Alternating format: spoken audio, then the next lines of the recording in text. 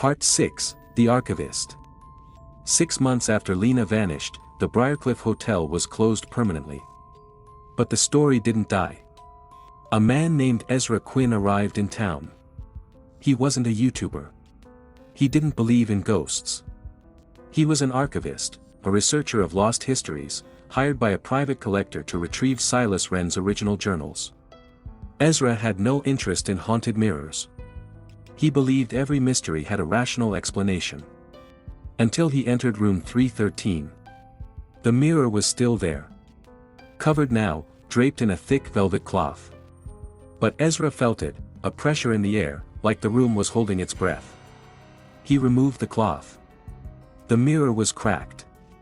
And in the center of the fracture, faintly etched into the glass, was a symbol, a circle with 3 lines radiating outward. Ezra recognized it. It was the mark of the Ordo Speculum, a secret society from 17th century Prague that believed mirrors could trap souls. He didn't believe in curses. But he believed in symbols. Part 7, The Echo Chamber. Ezra stayed in room 313 for 3 nights. He documented everything. Temperature fluctuations. Audio anomalies. And on the second night, he heard it, a voice, faint and distant, calling from the mirror. Ezra. He froze. The voice wasn't Lena's. It was his mother's. She died 10 years ago. The mirror wasn't haunted by one spirit, it was a conduit. A reflection of grief, memory, and guilt. Ezra recorded the voice. When he played it back, it was distorted. But layered beneath the static was another voice. Lena's.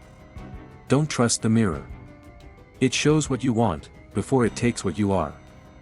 Ezra's hands trembled. He began to see things. His reflection blinked out of sync.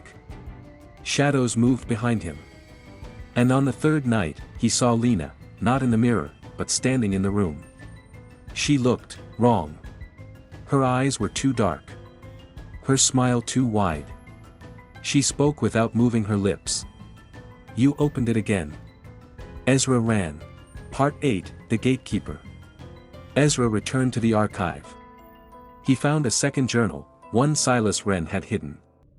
It described a ritual not to open the mirror, but to seal it. It required 3 things. 1, a name freely given. 2, a memory willingly surrendered. 3, a reflection shattered. Ezra returned to Briarcliff. He stood before the mirror and spoke his name. He offered his memory, the day his mother died, the guilt he carried. And then, with trembling hands, he raised a hammer. The mirror screamed. Not a sound, a feeling. A wave of anguish that filled the room. Ezra struck the glass. It shattered. And in the shards, he saw them, dozens of faces. Lena. Silas. Others. Trapped. Watching. The mirror was broken. But the room was not empty. Part 9, Viral Resurrection. A week later, a video appeared on Lena's channel. She hadn't posted in months. The title was simple, Reflections. It showed room 313. The broken mirror. And Ezra, standing silently, staring into the camera. His eyes were wrong. His smile too wide. The video ended with a whisper.